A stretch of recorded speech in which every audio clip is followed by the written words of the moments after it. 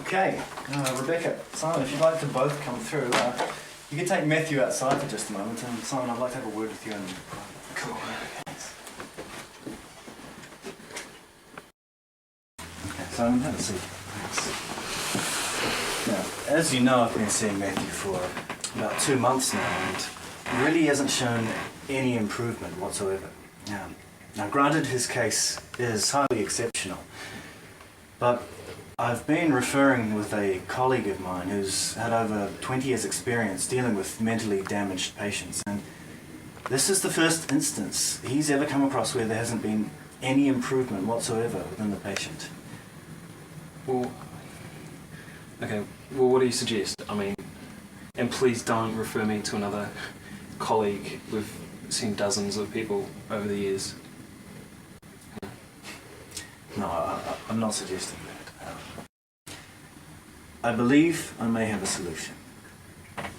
What's that? I think it would be pertinent for Matthew to have all ties with ducks severed, completely. No. I've known Matthew for 18 years, and if he doesn't get to the park at least once a day and play with the ducks, he goes absolutely nuts and trashes the house. I know it's weird, you know, him paddling in a pond, but I don't know how to handle him otherwise. I can't coop him up all day. No, I'm not suggesting that you keep him confined. Perhaps a change of scenery. Take him on holiday or something. If you could take him to a place where there were more humans than ducks, you know, somewhere you could gradually wean him off the company of ducks until he prefers the company of humans. Okay. Maybe.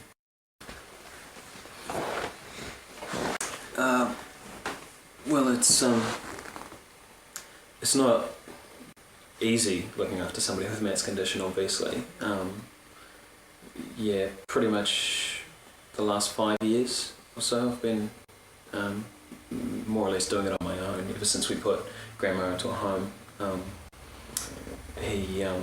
Yeah, I mean, I've been the primary caregiver, and because of that I can't work full time. I can only really do a couple of hours a day, and so we get a little bit of income support, but with Matt's condition not being recognised as a sort of a valid ailment, you know, he's not eligible for any sickness benefit or anything, so it's not as much as it could be.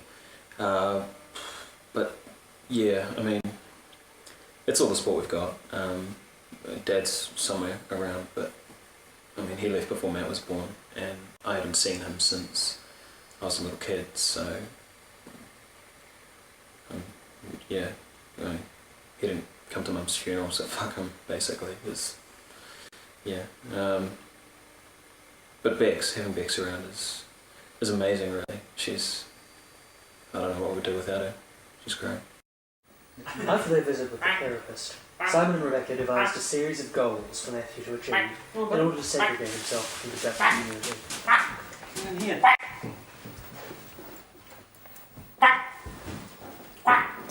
Sit here. I'm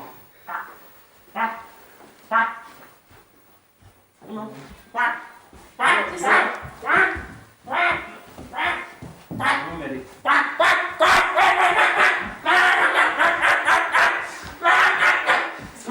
Look down on the blue. Unable to even keep Duckboy confined in the house for any length of time, Simon was forced to slip a dose of sleep into his dinner. There we go, buddy.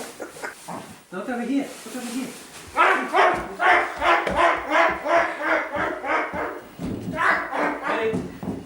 We as humans create habitat for ducks.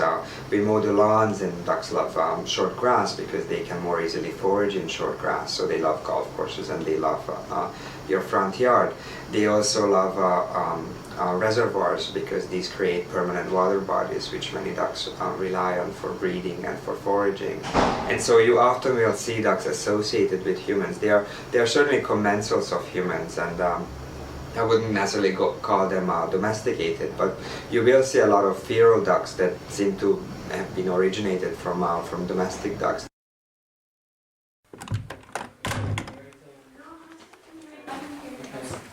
he's... Have you checked in the back?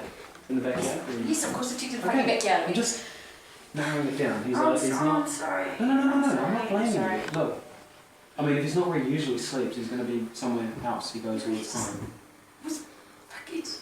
No, it's just concentrate on finding him. I'm sure he'll be fine.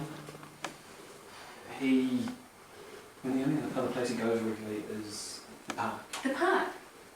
The park? I just hope he's not swimming. Oh, God. It's too cold. No. Okay. Okay, Yeah. well, change.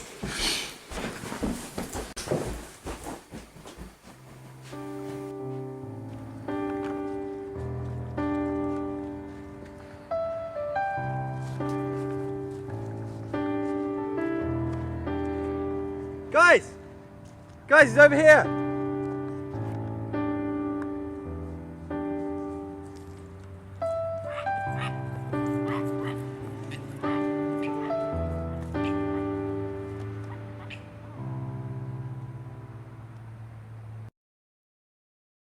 Very dependent on forming social bonds with certain individuals. So the males who have been chosen will form a really strong bond with the female until she lays her eggs, and then these males often take off.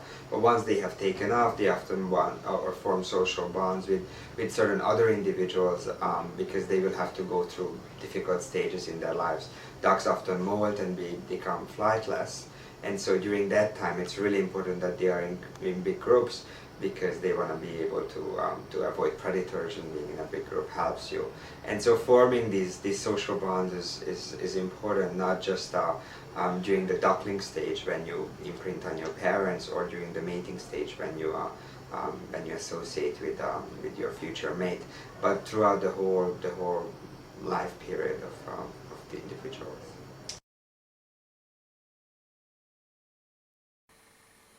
Well, yeah, Matt has made a bit of progress, I suppose. We finally got him to sleep in the house with us. So yeah, we're actually going to go to Australia. We're going to go to Alice Springs and see if the change of environment does him any good. I've booked tickets for 6:30 tomorrow morning, and Biggs is going to come over in a couple of weeks when she's finished her exams. So yeah. Also, we're going to be closer to the Australian Institute as well in Sydney, which has offered to help us financially. So.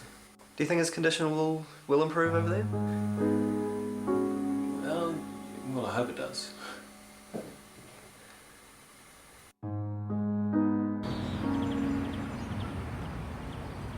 Simon and Matthew relocated to Alice Springs the next day.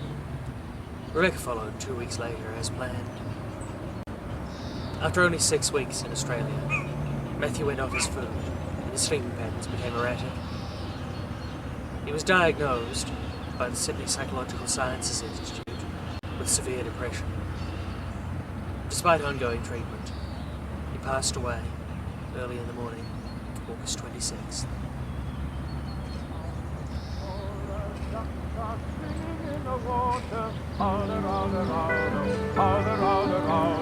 All the ducks are swimming in the water, all around, all around, all around.